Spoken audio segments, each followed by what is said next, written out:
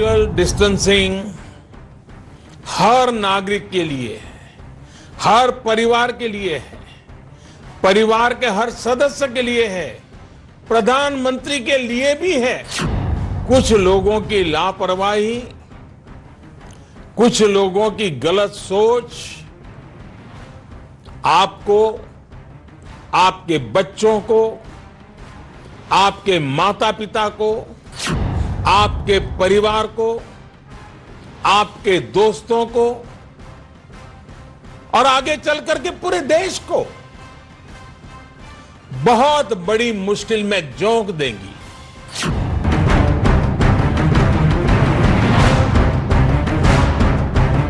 Lockdown की इस कार्रवाई में आपका समर्थन भारत को कोरोना पर विजय प्राप्त करने में एक बड़ी भूमिका का निर्वहन करेगा।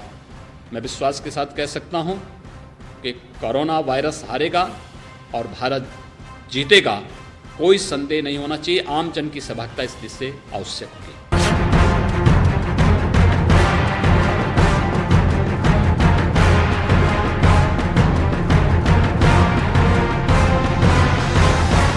आप घर में एकांतवास में रहें, अपने हाथों को धोते रहें और चेहरे को बार बार न छुए। यही इस बीमारी से लड़ने का मुख्य उपाय है।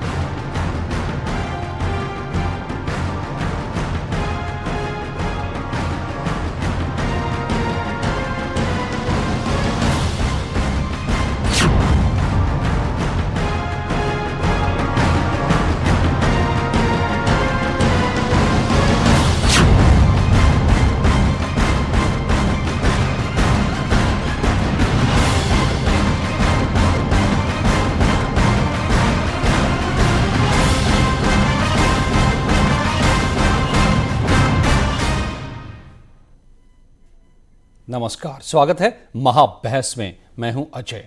अब वक्त वो आ गया है जिस मोड़ पर देश खड़ा है और जिस तरीके से सीएम से लेकर पीएम तक एक एक बात को बारीकी से समझा रहे हैं, बावजूद इसके अगर लॉकडाउन को तोड़ा जा रहा है यानी कोरोना का साथ दिया जा रहा है, तो अब पहचान करनी पड़ेगी ऐसे लोगों की कि वो कौन हैं और फिर उनके साथ क्या सलूक किया जाए। ये आज खुद पीएम ने साफ कह दिया कि फिर कड़ाई से उनके साथ पेश आना होगा। मगर वो कौन कौन लोग हैं? तो अब तक आपने देखा सड़क पर उठक बैठक करते वो लोग जो तफरी करने निकल रहे हैं, या फिर कुछ लोग जो पहुंच जा रहे हैं अभी भी मस्जिदों में नमाज अदा करने के लिए। क्यों? जबकि तमाम मौलाना देश भर के और दुनिया भर के कह रहे हैं कि घर से अब नमाज पढ़िए। जुमे की नमाज के लिए कह दिया गया है, दिल्ली के जामा मस्जिद से लेकर तमाम मौलवियों ने कह दिया है कि आप घर में बैठ करके नमाज पढ़िए। मगर फिर भी कुछ लोग हैं कि मानने को तैयार नहीं, और ऐसी तस्वीरें उत्तर प्रदेश से भी आ रही हैं। आज भी अमेठी के जामा मस्जिद में पुलिस के मना करने के बावजूद बड़ी तादाद में लोग गए, नमाज एक साथ उन्होंने पढ़ने का काम किया। तो फिर कैसे हम हरा पाएंगे कोरोना को, और कितना भयानक है इसका अंदाजा क्या लोगों को नहीं हो पा रहा है। आइए इसी बात को समझते हैं। मेरे साथ जुड़े हुए गौरव शर्मा साहब हैं, जो हेड हैं R&D डाबर के, यानी शोध यहां पर जितना भी होता है उसको देखते हैं। डॉक्टर MS कंवर साहब हैं, श्वास रोग विशेषज्ञ हैं। ठीक समझते हैं वो कि कोरोना का मतलब क्या है और क्या वो कर सकता है, क्योंकि इसी के डॉक्टर हैं।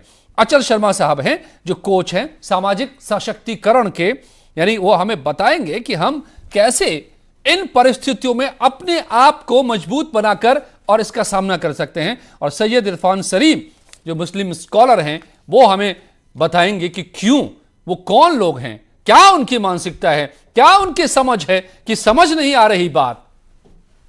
मगर सबसे पहले डॉक्टर MS कंवर साहब, जरा बताइए तो सही कि क्या इस वक्त नमाज पढ़ना ज्यादा जरूरी है एक साथ जाकर मस्जिद में, या अपनी जान बचाना, कोरोना को भगाना, और क्यों है?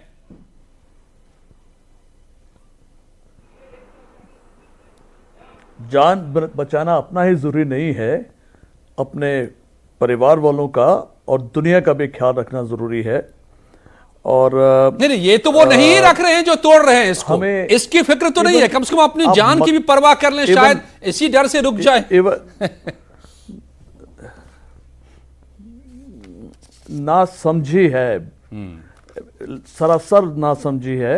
यहाँ तक के मक्का में भी आजकल ये अनाउंसमेंट्स बंद हो गई हैं कि आप कांग्रीगेशन में इकट्ठे होके नमाज पढ़ने आए, जबकि वो खुदा का घर है, अल्लाह का घर है।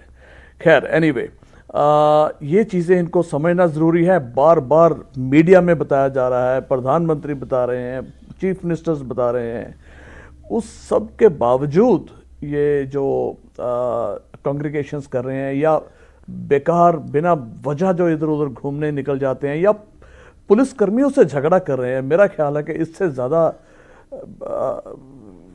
बेवकूफ़ी की बात क्या हो सकती है या अनपढ़ता की बात क्या हो सकती है, जिसमें कि आदमी बार बार समझाने और बताने के बावजूद वही काम किए जा रहा है जो उनको नहीं करना चाहिए। सैयद इरफान सलीम,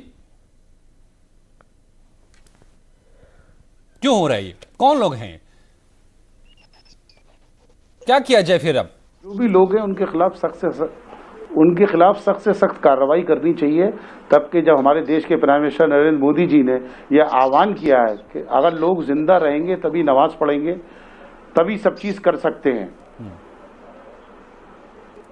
और सारे उलमाओं ने कह दिया है कि सब लोग अपने घर पे नमाज पढ़ें, और अजान जब मस्जिद में होती है तो एक मुक्तदी होता है, एक इमाम होते हैं, एक आध लोग और जा सकते हैं, 2-3 लोग जाकर नमाज पढ़ सकते हैं, लेकिन जो लोग भीड़ लगाकर जा रहे हैं ये उनकी बात गलत है। उनको देखना चाहिए और उनको पूरी उसका देश के लोगों का ध्यान रखना चाहिए इस तरफ कि कहीं ऐसा ना हो ये महामारी इतनी बढ़ जाए जिससे सारे लोग इसके अंदर मुलज़्ज़िम हो जाएं। एब्सोल्युटली, ये बात अभी तक लगता है उस संजीदगी से समझ नहीं रहे हैं। अचल शर्मा साहब, आप तो कोच हैं सामाजिक सशक्तिकरण का, कई लोग इसके पूरे मायने को समझ नहीं पाएंगे, मगर आप अपनी बातों से क्या संदेश देंगे उन लोगों को कि ये वक्त क्या है और इस वक्त समाज को किस तरह से पेश आना चाहिए?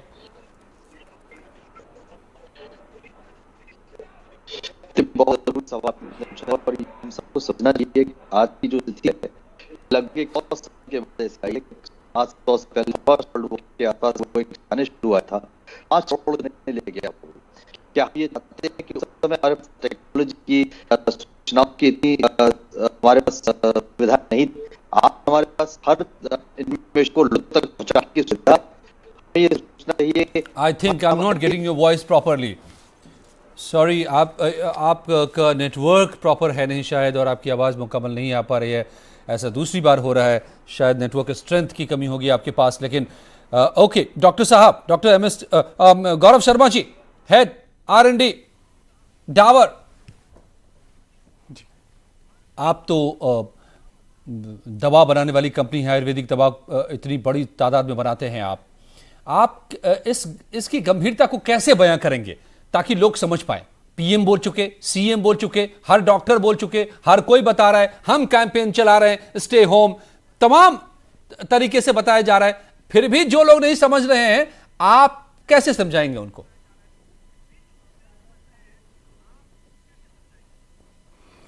जी देखिए, जितने शोध अभी इस व्यवस्था और इस संक्रमण को लेकर हुए हैं वो सब ये बता रहे हैं कि सोशल डिस्टेंसिंग, एक दूसरे से एक डिस्टेंस बना के रखना इस संक्रमण को फैलने से बचाने का सबसे कारगर उपाय है। यदि आप अपने सराउंडिंग में एग्जाम्पल्स देखें, वर्ल्ड ओवर एग्जाम्पल देखें, चाइना में जब ये संक्रमण आया वहां पर जब एक रीजन की, वुहान की एक तरह से सब बाकी देश के भागों से काट दिया गया तो ये संक्रमण सिर्फ वहीं पर रह गया, पूरे देश में नहीं फैला। तो ये तो बहुत सीधे एग्जाम्पल्स हैं जो ये बताते हैं कि सोशल डिस्टेंसिंग इस समय सबसे महत्वपूर्ण चीज है जो इस संक्रमण की कड़ी को तोड़ने के लिए बहुत ही आवश्यक है। और जैसा हम जान रहे हैं कि अपनी जान, अपने परिवार वालों की जान और अपने समाज में बाकी लोगों की जान इसी बात पर निर्भर करती है कि आप इन दिशा निर्देशों को कितनी अच्छी तरह मान रहे हैं, पालन कर रहे हैं। आप हमें सरकार का साथ देना चाहिए, जो निर्देश हमें मिल रहे हैं उन्हें पालन करना चाहिए। जो अभी जो तस्वीर चल रही है और यदि ये नहीं करेंगे तो मैं आपको बताऊं जिस तरह से ये एक गौरव जी एक तस्वीर दिखा दे रहा हूं मैं। ये देखिए, ये केंद्रीय कैबिनेट की आज की बैठक है जिसमें प्रधानमंत्री सामने बैठे दिखाई दे रहे हैं और तमाम कैबिनेट के सदस्य बैठे दिखाई दे रहे हैं। जरा उस तस्वीर को अगर फिर से हम ला पाएं, उसमें देखिए। और फिर ये तस्वीर दूसरी है एक गुजरात के दुकान के बाहर की, जिन्होंने उस दूरी के हिसाब से जगह बना दी है, मगर केंद्रीय कैबिनेट में सभी लोग देखिए सेफ डिस्टेंस बना करके तब कैबिनेट की मीटिंग हो रही है। देश संकट में है तो कामकाज को रोक तो नहीं सकते ना, तो जिनको काम करना जरूरी है वो काम कर रहे हैं, मगर पूरे एहतियात के साथ। और ऐसे ही गुजरात में दुकान के बाहर एसेंशियल अगर कमोडिटीज के शॉप को, यानी जरूरी सामान की चीज की खरीद के लिए दुकानों को खोला गया है, तो उसके बाहर कैसे उन्होंने एक घेरा बना दिया है, सबके लिए जगह बना दी है, नंबरिंग कर दी है कि आपका 1 2 3 4 5 और इतनी दूरी पर रहिए तो कोई दिक्कत नहीं होगी। अगर ऐसा हम सब करते तो आज लॉकडाउन की नौबत नहीं आती। अब सवाल यह है, सैयद इरफान सलीम साहब, आपने कहा कि कड़ी कार्रवाई कीजिए, मगर आप जानते हैं कि अगर मस्जिद को जाकर लॉक किया जाए जबरन कड़ाई से, तो फिर बवाल पैदा हो जाता है, फिर सब खड़े हो जाते हैं, फिर सियासत शुरू हो जाएगी इस देश में। कैसे निपटेंगे फिर आप उससे?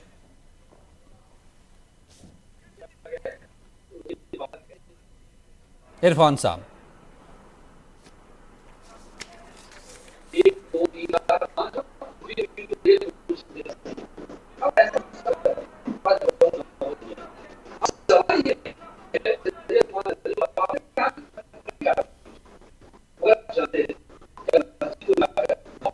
आपकी भी आवाज दुरुस्त नहीं आ रही है। मैं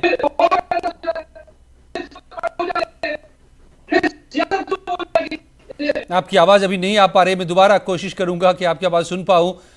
देखिए, मैं एक चीज अपने दर्शकों को, आप सभी को मैं ये भी बताऊं, आप सबका बहुत स्नेह और प्यार मिल रहा है इस कार्यक्रम को, इस चैनल को हमारे, लेकिन इस दौर में आपका साथ भी चाहिए। एक तो तमाम खतरों से, जैसे पीएम ने बार बार कहा है, हम लड़ते हुए आपके लिए खबर और सही जानकारी लेकर आ रहे हैं, ताकि हम सब जहां भी रहें सुरक्षित रह पाएं सही जानकारी के बदौलत। लेकिन इस क्रम में हमें बहुत ताकत लगानी पड़ रही है, मैन पावर की कमी हुई है, टीम्स को डिवाइड किए गए हैं, सेफ्टी टीम बनाए गए हैं, कम लोगों से हम काम कर रहे हैं लगातार, ताकि हर हाल में आप तक खबर हम पहुंचाते रहें, और सही खबर जिसकी ऐसे वक्त में सबसे ज्यादा जरूरत होती है। इसलिए कई तरह की दिक्कतें भी आ रही हैं, आप देख रहे हैं। हम एक साथ नहीं गेस्ट को बिठा सकते, हम एक साथ तमाम जगहों पर नहीं भेज सकते अपने लाइव सोर्सेज को, तो फिर बहुत तरीकों से हमें काम करना पड़ रहा है। So bear it with us, and आपका साथ भी चाहिए होगा। डॉक्टर साहब, डॉक्टर MS कंवर साहब, अब आप जरा एक बार फिर से, मुझे लगता है बहुत सारी बातों के बीच में लोग कोरोना के उस घातक प्रभाव को भूल रहे हैं। क्या वो क्या है? क्यों कोरोना डेडली है? क्यों इतना कोहराम है 190 से ज्यादा देशों में? यह जरा समझाइए एक बार फिर से हमें।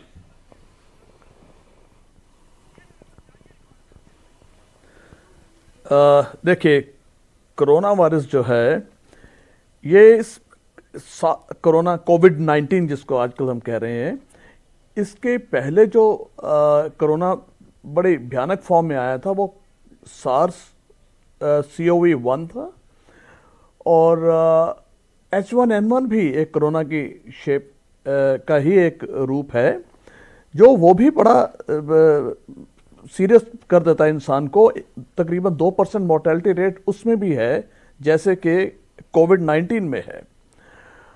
और एक MERS हुआ था, मिडल ईस्ट रेस्पिरेटरी सिंड्रोम, जिसमें के मोर्टेलिटी 1/3 थी, 35% लोग बच नहीं पाए थे, जबकि सार्स में 10% लोग बच नहीं पाए थे। हालांकि कोविड-19 में मोर्टेलिटी 2%, 2.5% के करीब है, लेकिन ये बहुत ज़्यादा तेज़ी से फैलता है, और देखते ही देखते 2-2.5 महीने के अंदर, किसने नाम तक नहीं सुना था, और आज दुनिया का कोई इंसान नहीं जिसको कोरोना का पता नहीं है। 2.5 महीने पहले it was an unknown entity. Absolutely. इतने कंट्रीज में फैल गया है, इतनी फास्ट इसकी ट्रांसमिशन है, इसलिए लोग डरते हैं। और खासकर जो लोग ज़्यादा एज में हैं, जिनको और तरह की बीमारियां भी साथ में हैं, डायबिटीज़ है, इम्यूनिटी कम है, ट्रांसप्लांट हुए हैं या डायलिसिस पे कोई है या किसी को कीमोथेरेपी मिल रही है या लंग्स की प्रॉब्लम है, सीओपीडी है, एस्थमा है, लंग फाइब्रोसिस है, ऐसे केसेस में ये जल्दी निमोनिया की शक्ल अख्तियार कर सकता है और मोर्टेलिटी रेट कहीं ज़्यादा बढ़ जाता है। सो इसलिए इस बीमारी से ज़्यादा खतरा लोग महसूस कर रहे हैं, डर महसूस कर रहे हैं और एक दूसरे से ट्रांसमिशन इतनी जल्दी हो रही है कि उससे बचना बहुत ज़रूरी है। अगर 2-2.5 महीने में इतनी दुनिया में कहर पड़ गया तो उसमें यह भी देखिए कि कई मुल्क जैसे साउथ कोरिया हुआ, ताइवान हुआ, सिंगापुर हुआ, इवन जापान, उन्होंने बड़ी जल्दी ही आइसोलेशन करनी शुरू कर दी, टेस्टिंग शुरू कर दी और जिनको अलग करना था कर दिया। और हालांकि वो चाइना के साथ उनकी आवाजाही बहुत ज़्यादा है, बहुत सी एयरलाइंस भरी रहती हैं एक अंदर और बाहर जाने से, लेकिन उसके बावजूद वो डिजीज को कंट्रोल कर पाए। Italy, Spain, even USA, they have been very slow. उन्होंने एक्शन ही बड़ा स्लो लिया है। जी। अब जाके लॉकडाउन शुरू किए हैं। हाँ। इटली में तो हो चुके, स्पेन में भी हो चुके, लेकिन यूएसए में अभी भी पूरी तरह से नहीं हो रहा, इसलिए वो भुगत रहे हैं। हमें अगर ये मौका मिला है जल्दी लॉकडाउन होने का और बीमारी को थर्ड स्टेज की, फुल फ्लैज थर्ड स्टेज को रोकने का, तो हमें यह फायदा उठाना चाहिए और हर एक हिंदुस्तानी को इसमें सरकार का साथ देना चाहिए और प्रिवेंटिव जो भी प्रिकॉशंस बताई जा रही हैं घरों में वो अख्तियार करनी चाहिए। सैयद इरफान सलीम साहब, एक बार जरा और आप बताने की कोशिश कीजिए कि क्या अगर जरूरत पड़ती है तो जबरन बंद कराए जाए मस्जिदों को, जो लोग नहीं समझ पा रहे हैं सीधे सीधे सख्ती की जाए इस पर। यह एक मुद्दा तो नहीं बन जाएगा, इसको और चश्मे से तो नहीं देखा बिल्कुल जाएगा। मुद्दा नहीं बनेगा, नहीं बिल्कुल नहीं देखा जाएगा। ऐसा है, तमाम आलिमों ने, चाहे वो बरेली मसलक के लोग हों या कहीं से भी हों, उन सब लोगों ने पहले ही ऐलान कर दिया है सारी सब चीजों का। शाही जामा मस्जिद दिल्ली से ऐलान हो गया, इसलिए अब कुछ करने की जरूरत नहीं है। और तमाम जो लोकल स्तर पर मुफ्ती हैं, शहर काजी हैं, इन सब लोगों ने मिलकर इस तरीके का आह्वान कर दिया है, लेकिन लोग अभी थोड़ा समझ नहीं पा रहे हैं और इसमें राजनीति करने की जरूरत नहीं है। सबसे ज्यादा जरूरत है हमारे देश के लोगों को, देश की आवाम को बचाने की जरूरत है और सब मिलकर इसके अंदर सहयोग करने चाहिए। बिल्कुल बिल्कुल, किसी तरह की गलतफहमी में रहना बहुत ही घातक साबित हो सकता है। गौरव शर्मा जी, आप लोग क्या रिसर्च बता रहा है?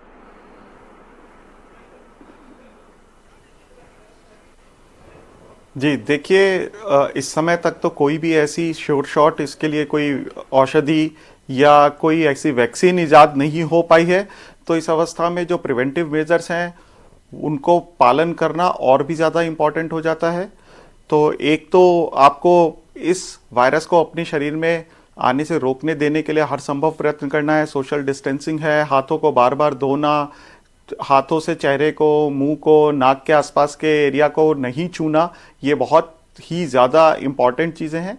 इसके अलावा ये वायरस किसी व्यक्ति के शरीर में कितना प्रकोप करता है, ये उस व्यक्ति की रोग प्रतिरोधक क्षमता, जिसे हम इम्यूनिटी कहते हैं, उसके ऊपर डिपेंड करता है। तो हर ऐसा संभव प्रयत्न करना चाहिए कि जिससे शरीर की इम्यूनिटी, रोग प्रतिरोधक क्षमता बढ़े। सम्यक रूप से निद्रा लेनी चाहिए, 6 से 8 घंटे सोते हैं तो अपने आप एक स्ट्रेस कम होता है जो एक इम्यूनिटी इंप्रूव करने का काम करता है।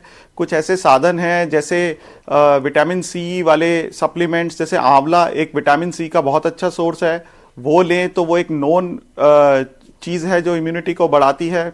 इसके अलावा गुड़ुची, तुलसी, ऐसी सिंपल हर्ब्स हैं जो कि सराउंडिंग में अवेलेबल हैं या आप कहीं से भी ले सकते हैं, ये शरीर की रोग प्रतिरोधक क्षमता बढ़ाती हैं। च्यवनप्राश एक बहुत ही पुराना और एक जाना माना नुस्खा है जो शरीर की रोग प्रतिरोधक क्षमता बढ़ाता है, इनका सेवन करना चाहिए। इन सब चीजों से 100% या 100% आप नहीं कह सकते कि इससे बच सकते हैं, परंतु ये वो प्रयत्न होंगे जो शरीर की रोग प्रतिरोधक क्षमता को बढ़ाकर जी। अपने शरीर को अंदर से तैयार करेगा किसी भी प्रकार के संक्रमण से लड़ने के लिए। तो ये सब साधन और सब उपाय हर व्यक्ति को अपनाने चाहिए इस समय में। और सोशल डिस्टेंसिंग इज मस्ट, उसको तो कोई भी नजरअंदाज नहीं कर सकता इस समय। अचल शर्मा मुझे लगता है कि नहीं जुड़े हुए मेरे साथ। क्या अचल जी, आपको आवाज मिल रही? नहीं मिल रही है। ओके, डॉक्टर कंवर, एक तरफ लॉकडाउन करना पड़ा है देश में, उत्तर प्रदेश में भी और देश के कई और हिस्सों में भी घर तक खाने पीने की चीजें, सब्जियां, दूध, मेडिसिन पहुंचाने के इंतजाम किए जा रहे हैं। यूपी गवर्नमेंट ने तो शुरू कर दिया होम डिलीवरी सिस्टम के लिए एक बड़ा कैंपेन शुरू कर दिया है, खुद उन्होंने खड़ा किया है इसके लिए मैन पावर। ऐसे में मस्जिद तक जाकर के नमाज इकट्ठे बैठने के बजाय क्या करना चाहिए, कैसे अपने आप को बचाए रखना चाहिए, वो भी एक एकदम पॉइंटेड टिप्स आप बताइए लोगों को कि मस्जिद तो छोड़िए, घर से भी बाहर ना जाइए। क्यों?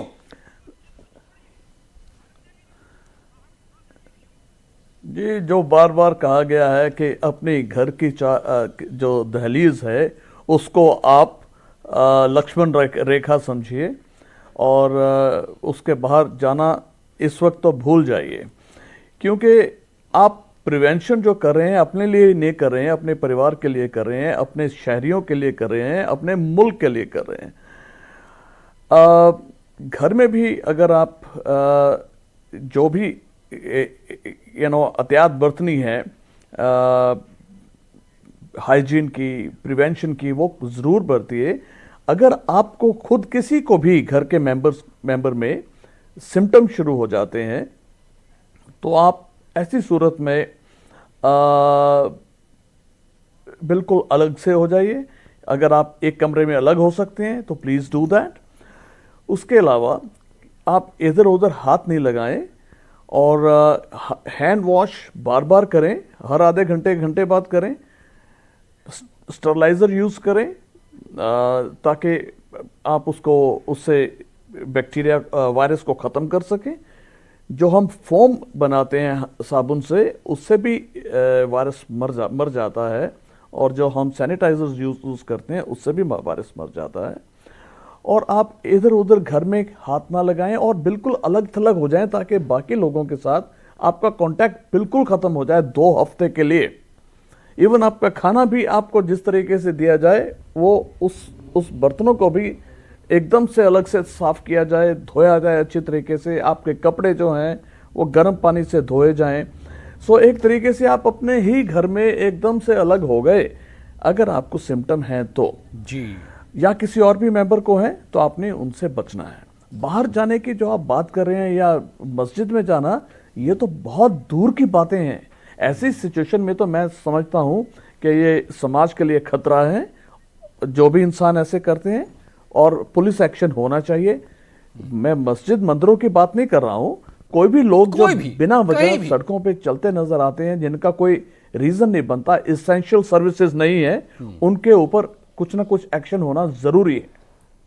बिल्कुल, हम तो ये जानते हैं, समझते हैं, मानते हैं कि जर्रे जर्रे में वो है, वो कहां नहीं है, हर वक्त हर जगह तू ही तू। तो उसके लिए कहीं जाने की जरूरत इस वक्त नहीं है। इस वक्त सबसे बड़ी इबादत यह है कि दूसरों को बचाइए खुद से और खुद को बचाइए दूसरों से। कुछ वक्त की बात है, उसके बाद सब कुछ ताकि यूं ही रहे, हम यूं ही हंसते खेलते रहें। इस वक्त मान जाइए, घर की दहलीज में रहिए, समझिए बात को। धन्यवाद आप सबका मेरे साथ जुड़ने के लिए।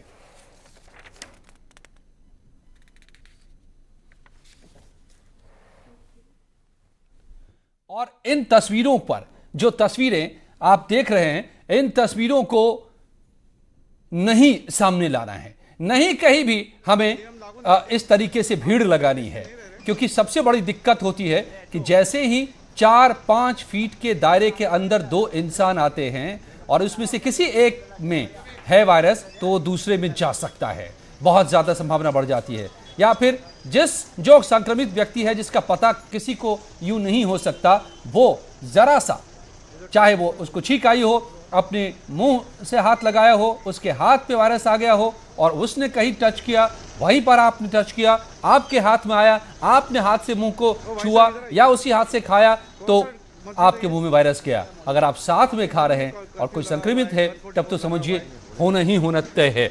ऐसे तरीकों से फैलता है कि आपको अंदाजा नहीं हो पाएगा कहां कहां खुद को बचाएं, कैसे कैसे एक से दूसरे में जा रहा है। आप बचाते बचाते थक जाएंगे, नहीं बचा पाएंगे।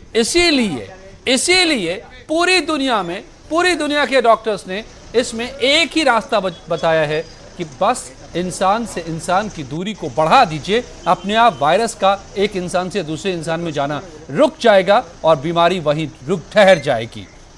यही एक रास्ता बचा हुआ है, इसके अलावा और कोई रास्ता नहीं बचा हुआ है। भाई साहब, इधर आइए। कौन सा मस्जिद है ये?